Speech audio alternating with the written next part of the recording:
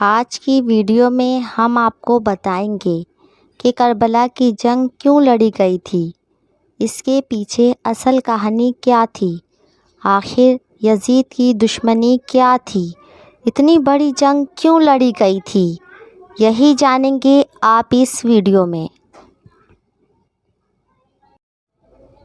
حضرت امیر معاویہ کی وصال کے بعد یزید کو خلافت مل گئی۔ یزید ایک برا انسان تھا، شرابی تھا اور لوگوں پر ظلم کرنے والا تھا۔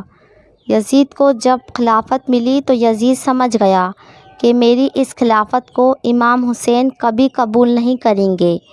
یزید نے مدینہ کے گورنر ولید کو خط لکھا اور خط میں لکھا، حسین ابن علی، عبداللہ بن عمر اور عبداللہ ابن زبیر میری بیعت کو مان لے، اگر میری بیعت نہیں مانو گے تو میں تم پر ظلم و ستم کروں گا۔ خط پڑھ کے مولا حسین علیہ السلام نے یزید کی بیعت کرنے سے صاف صاف انکار کر دیا۔ وہ جانتے تھے کہ یزید مسلمانوں کی خلافت کرنے سے ہرگز لائق نہیں، کیونکہ آپ جانتے تھے یزید شرابی ہے، زانی ہے اور ظلم و ستم کرنے والا ہے۔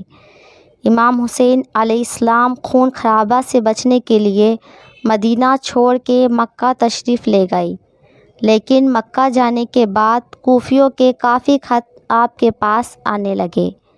ان خطوط میں لکھا ہوا ہوتا تھا، اے حضرت امام حسین، آپ کوفہ تشریف لے آئیں، یہاں پہ یزید کا ظلم و ستم حد سے زیادہ بڑھتا جا رہا ہے، ہم یزید سے تنگ آ چکے ہیں، ہم آپ کی بیعت کرنا چاہتے ہیں، یزید کی بیعت ہمیں ہرگز منظور نہیں۔ کوفیوں کے خط پڑھنے کے بعد امام حسین علیہ السلام نے وہاں کے حالات سمجھنے کے لیے اپنے بھائی حضرت مسلم بن عقیل کو یہ کہہ کر کوفہ بھیجا کہ وہاں جاؤ اور جا کر وہاں کے حالات معلوم کرو اور مجھے بتاؤ کہ وہاں کے حالات کیسے ہیں۔ حکم سن کر حضرت مسلم بن عقیل کوفہ پہنچے۔ کوفہ کے لوگ بہت ہی احترام سے آپ کے ساتھ پیش آئے۔ اس وقت حضرت مسلم بن عقیل کے ہاتھوں 18,000 لوگوں نے بیعت کی۔ یہ دیکھ کر حضرت مسلم بن عقیل نے حضرت امام حسین علیہ السلام کو یہ خط لکھ کر روانہ کر دیا، جس میں لکھا تھا، یہاں کے حالات بہت اچھے ہیں، 18,000 لوگوں نے میرے ہاتھ سے بیعت کی ہے، آپ جلدی سے جلد کوفہ تشریف لے آئیں۔ خط لکھنے کے بعد کوفہ کے حالات بہت بدل گئے تھے۔ جو لوگ بیعت کر چکے تھے، اب وہی لوگ امام حسین علیہ السلام کے دشمن بن گئے تھے۔ خط روانہ کرنے کے بعد یزید کو یہ خبر ہوئی کہ کوفہ کے لوگ امام حسین علیہ السلام کی طرف کھڑے ہو گئے ہیں، تو یزید نے ان لوگوں میں سے کچھ لوگوں کو مار ڈالا اور کچھ لوگوں کو دھمکیاں دینی شروع کر دی۔ جو لوگ بیعت کر چکے تھے، اب وہی لوگ امام حسین علیہ السلام کے دشمن بن گئے تھے۔ اب ادھر امام حسین علیہ السلام کو حضرت مسلم بن عقیل کا لکھا خط ملا کہ یہاں کے حالات بہت اچھے ہیں، آپ جلدی کوفہ تشریف لے آئیں۔ اس کے بعد حضرت امام حسین علیہ السلام اپنے تمام اہل خانہ کے ساتھ کوفہ روانہ ہو گئے۔ وہاں یزید نے حضرت مسلم بن عقیل کو قتل کر دیا۔ مولا حسین علیہ السلام کو حضرت مسلم بن عقیل کی موت کی خبر ہوئی جب آپ کوفہ کے قریب آ گئے۔ اس وقت آپ کو یہ بھی پتہ چل چکا تھا کہ جو لوگ ہماری بیعت کر چکے ہیں وہ اب مکر گئے ہیں۔ وہاں پر یزید فوج نے امام حسین علیہ السلام کو روکنے کی کوشش کی۔ امام حسین علیہ السلام نے فرمایا کہ میں تو تم لوگوں کے کہنے پر ہی کوفہ آیا ہوں، اگر تم لوگ چاہتے ہو کہ میں کوفہ نہ آؤں تو تم مجھے واپس جانے دو، میں واپس جانے کے لیے تیار ہوں۔ لیکن یزیدی فوج نے آپ کو کوفہ نہیں جانے دیا۔ تو امام حسین علیہ السلام نے اپنا راستہ بدل لیا۔ چلتے چلتے ایک ایسی سنسان جگہ پر پہنچے۔ وہاں پہنچ کر امام حسین علیہ السلام نے ایک شخص سے پوچھا کہ یہ کون سی جگہ ہے؟ وہ شخص بولا، اس جگہ کو کربلا کہا جاتا ہے۔ جیسے ہی آپ نے کربلا کا نام سنا تو آپ نے سب کو حکم دیا، یہاں خیمے لگا لو۔ اس وقت کربلا سنسان جگہ تھی۔ پانی کی ایک نہر تھی جس کا نام نہر فرات تھا۔ یزید کو جب یہ خبر ہوئی تو یزید نے اپنی فوج کربلا میں بھیجنا شروع کر دی۔ یزید کی فوج کا سپہ سالار ابن سعد تھا۔ امام حسین علیہ السلام نے ابن سعد سے فرمایا، یا تو مجھے یزید کے پاس لے چلو یا مجھے میرے شہر واپس مکہ جانے دو۔ لیکن ابن سعد نے کسی بات کو بھی منظور نہیں کیا اور حضرت امام حسین علیہ السلام کو یزید کی بیعت کرنے پر مجبور کرتا رہا، لیکن مولا حسین نے صاف انکار کر دیا۔ دن گزرتے گئے اور 3 محرم کا دن آ گیا۔ امام حسین علیہ السلام کے 72 ساتھی تھے، جن میں عورتیں اور بچے بھی شامل تھے۔ یزید نے 22,000 کا لشکر بھیجا۔ یزید کو اتنا خوف تھا امام حسین علیہ السلام سے کہ 72 لوگوں کے قافلے کے سامنے 22,000 فوج بھیج دی۔ پھر بھی یزیدی فوج سے کچھ نہ ہوا۔ پھر یزید نے حکم دیا کہ امام حسین علیہ السلام کو ہرانا اتنا آسان نہیں ہے، پانی بند کر دیا جائے۔ یزید کا حکم ملتے ہی فوجوں نے پانی بند کر دیا۔ اس وقت سوائے نہر فرات کے پانی کا کوئی انتظام نہ تھا۔ نہر فرات پہ بھی فوج کھڑی ہو گئی۔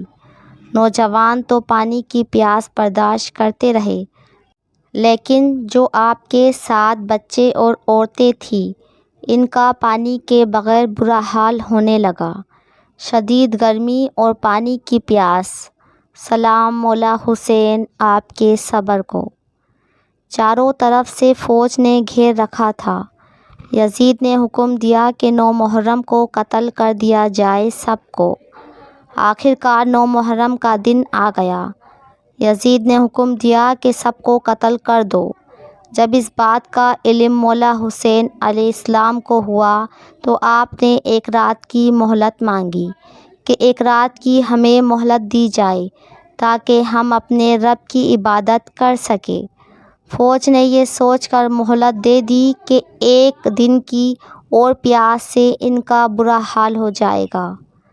اس کے بعد امام حسین نے 9 محرم کی رات کو اپنے تمام ساتھیوں کو ایک خیمے میں اکٹھا کیا اور مولا حسین علیہ السلام نے فرمایا کہ یزید صرف میرے خون کا پیاسا ہے، کل صبح شہادت یقیناً ہے۔ رات کے اندھیرے کا سہارا لے کر جو کوئی بھی میرا ساتھ چھوڑ کر جانا چاہے جا سکتا ہے۔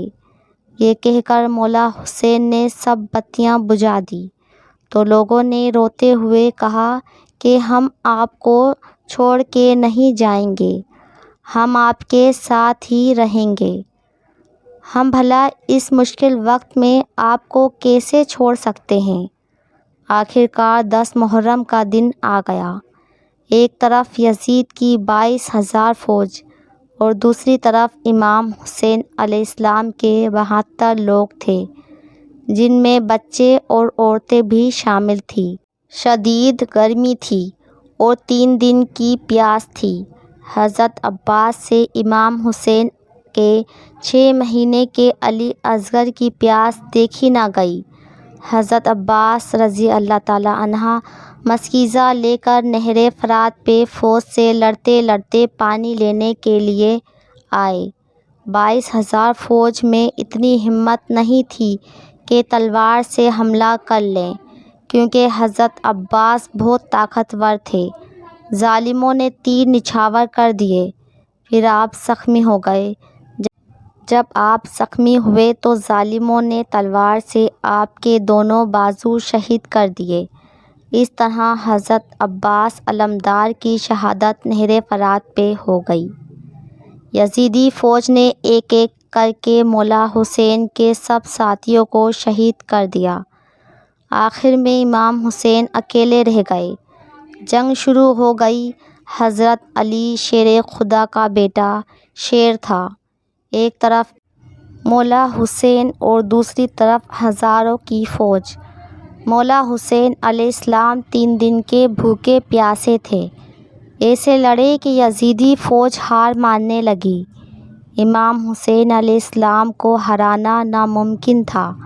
عمر بن سعد کو معلوم ہو چکا تھا کہ علی کے بیٹے کو ہرانا ناممکن ہے۔ ظالم تیر بھی نچھاور کر رہے تھے۔ امام حسین کافی دیر تک اتنے بڑے لشکر کے ساتھ زخمی حالت میں لڑتے رہے۔ فوج میں اتنی ہمت نہ تھی کہ آپ کو شہید کر سکے۔ آخرکار نماز عصر کا وقت ہوا۔ مسجد میں اذان گونجنے لگی۔ اس وقت کا ہی یزیدی فوج انتظار کر رہی تھی۔ مولا حسین علیہ السلام نے تلوار کو چھوڑ دیا اور نماز کے لیے کھڑے ہو گئے۔ جب آپ سجدے میں آئے تو شمر نے تلوار مار کے آپ کا سر آپ کے جسم مبارک سے جدا کر دیا اور آپ کو شہید کر دیا۔ نیزے میں آپ کے سر کو رکھ کے پورا کوفہ گھمایا اور عورتوں کو یزید کے محل قیدی بنا دیا۔ جب یزید مولا حسین کے مبارک دانتوں پہ چھڑی چلانے لگا تو وہاں پر حضرت علی کی شیر دل بیٹی حضرت زینب رضی اللہ تعالیٰ عنہا موجود تھی، جو قیدی بنا کر لائی گئی تھی۔ وہ یہ منظر نہ دیکھ سکی۔ پھر آپ آگے آئی اور پاک بی بی زینب نے خطبہ دیا۔ اگر آپ کو وہ خطبہ سننا چاہتے ہیں کہ وہ خطبہ کیا دیا تھا، آپ کو ہمارے چینل پہ مل جائے گا۔ ایسی ویڈیو کو دیکھنے کے لیے ہمارے چینل کو سبسکرائب کر لیں تاکہ آپ کو ہماری آنے والی ویڈیو سب سے پہلے ملتی رہے۔